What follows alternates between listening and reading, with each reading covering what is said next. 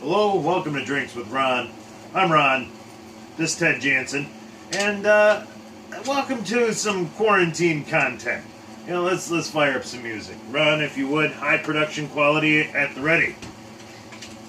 So, I had fun at about episode 200. I had a nice about 11 episode run, which was Drinks with Ron, your 2020 quarantine, indefinite lockdown, something content headquarters. Yeah, I had fun playing grab ass there for about 10 episodes, you know, making fun of the whole thing, but it's serious. I shouldn't, you know, it's fun to kill time content while we're trapped. Pick up your bone, dude, it's on the ground. Good grief. But yeah, I mean, things started getting a little more serious as we went. You may have noticed this guy here. Well, I noticed him a week or so ago in my local gas station, and I thought, that's a weird box. Why do they have cases like this, and why are they a little bit cheaper? And then I looked at my kid and I went, bar cases. These are the cases that would have gone to Wisconsin's finer and shittier establishments to sell by the bottle. But since there's nowhere to take them, they're starting to show up in stores now. That don't mean you can't have them. So they knocked a couple bucks off, put it in the store, and I said, yes, sir, let's do that. So, in what, I don't know if it's a first or not, but it's definitely a rarity, I'm going to drink a light beer on Drinks with Ron. I know, right? So don't, before you get all bent out of shape, let me just go over here right quick. Oh, what's this all about? Oh, there we go. We got some Woodford Reserve. Distiller Select. Again, I'll tell you again, how you smell liquor properly, you don't sniff it, don't smell it. Hold it under your nose, open your mouth, and breathe normally through your mouth. Do not smell at all with the nose. You'll be able to pick up the more subtle flavors, I'm told.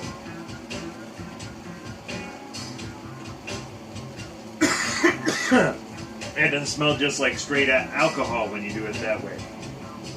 One of the tricks I picked up, what I heard the other day on TV was something about supposed to let it breathe 1 minute for every year it's barreled.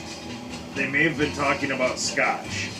I don't know. I think Woodford's a 9-year. I'm not 100% sure on that.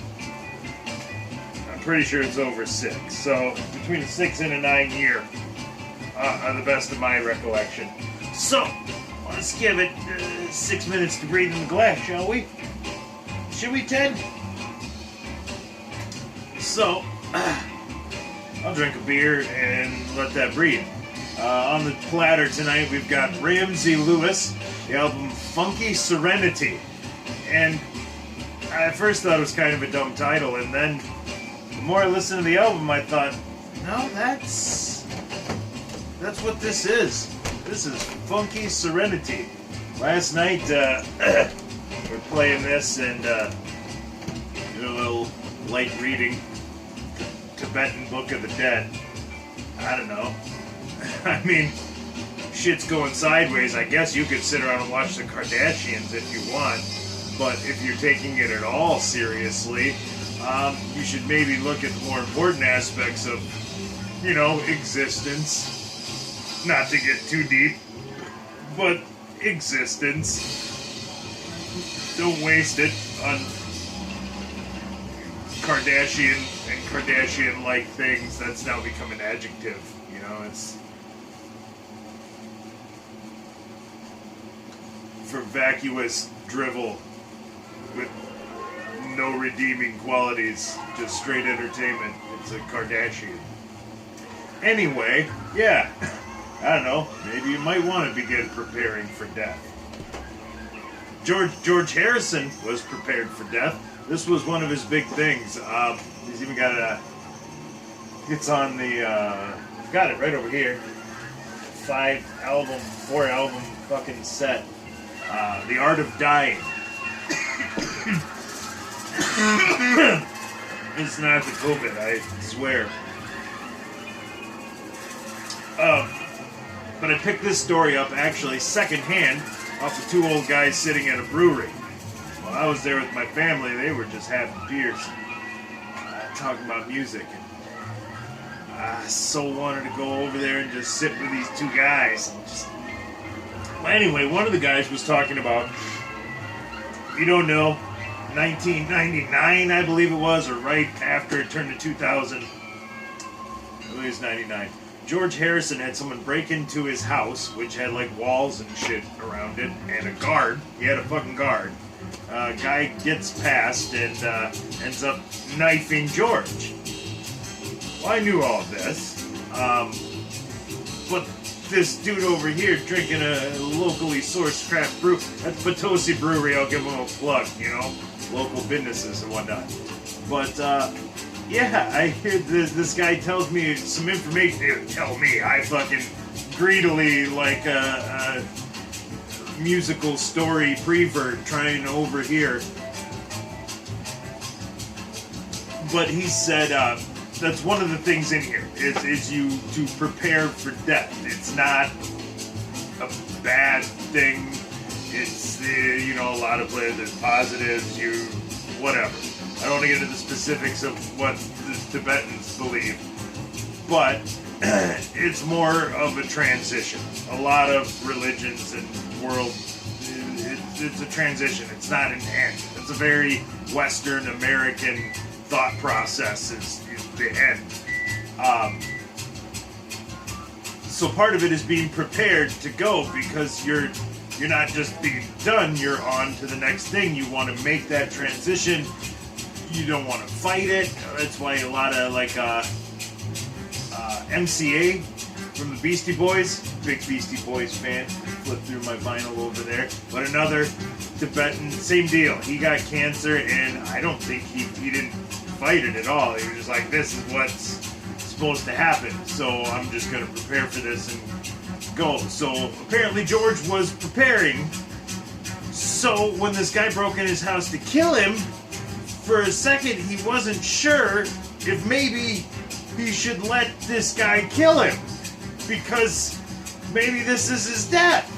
Maybe he shouldn't fight, but eventually he decides that maybe no, maybe this isn't how I'm supposed to go. So I guess he took his golf club and was kind of trying to fend the guy off, yelling Hare Krishna, Hare Krishna, Hare Krishna, as he swung a 3-wood or whatever at the guy.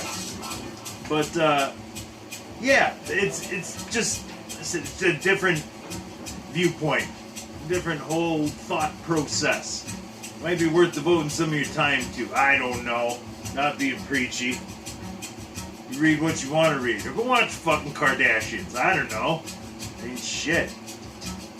If it is all the end anyway, I guess, what's the point in trying to, I don't know, learn how to be prepped to die, I guess.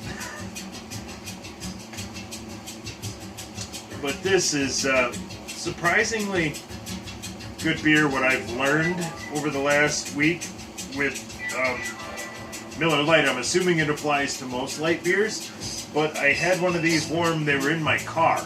It's been kind of cool. Not cold, though. So I got off work, drove to Mom's, pulled a couple bottles out, and it wasn't real cold. So when I drank it, it wasn't very good. But I had another one in the fridge, and as it got cold, well, hot damn, it was delicious. I know that's supposed to be like a common knowledge thing. Well, yeah, I get the beer cold, but I don't drink light beer. It's usually a craft of some sort. And I'll give you an example. Magic Hat. Ever seen anything from the Magic Hat Brewery? As far as I know, their flagship beer is number 9. So if you ever stumble across Magic Hat number 9, I believe they call it the Not Quite Pale Ale. Squirrely as hell. Flavors abound. The first time I tried it was at a bar in Potosi, and the guy was like, guess what's in here? And I drank it, and I was just like, I don't know, like elderberries and pale malt. I'm not sure what's going on here, but it's delicious. Now that works the other way. It's like that temperature fluctuation. Rehearsal, night before my wedding. A whole different building from where everybody was staying. So we walked over, and on the walk there's nothing to drink, so I brought beers. I mean, there's beer when you get there, yeah, but between this building and that building, there's no beers, so I'm gonna bring some. And I brought Magic Hat and started drinking it as we left the hotel. And it was okay. And I hadn't had it. I was like, the first time I had this, it was amazing. Was I drunk? Was I in a really good mood? Like, why did I love this so much? And now it's like, it's a beer. So I was semi-disappointed. And we walked over, started talking. My buddy, Big Jim, says, "Where'd you get a beer?" "Jim, I brought beer." Like, well, I'm covered. But by the time we had walked across and gotten there, the beer had warmed up. And when I got there, dumped it in a glass, different beer. Just that little bit of temperature from ice cold in the fridge to warm it up a couple degrees, open it up, let it breathe. It was amazing. I should buy it more often. But I'm always in that, that taste test mode. I want to try the new thing. See what else is out there. What it tastes like. What's delicious and magical in the mixed six-pack aisle. Yeah.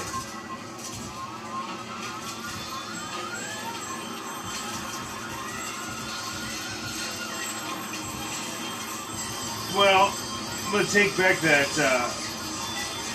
earlier Serenity comment. This is not serene. But it's great for reading the Tibetan Book of the Dead to it. And I don't know, it just seemed like the pages were just flying. I got tired and I just quit. And it's exciting. I want to learn the new thing.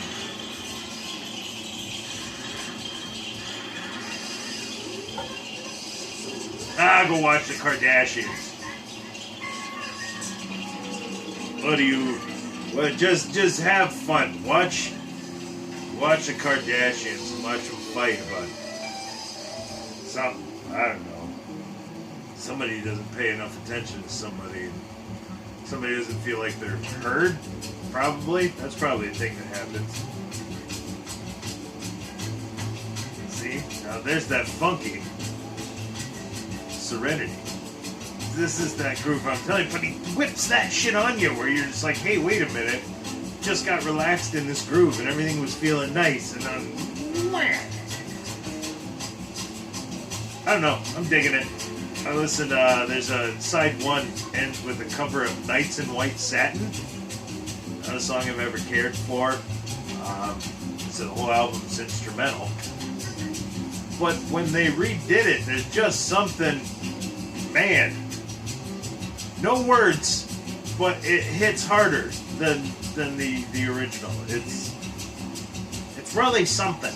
It's really something. I think you should check it out. Go to the YouTubes.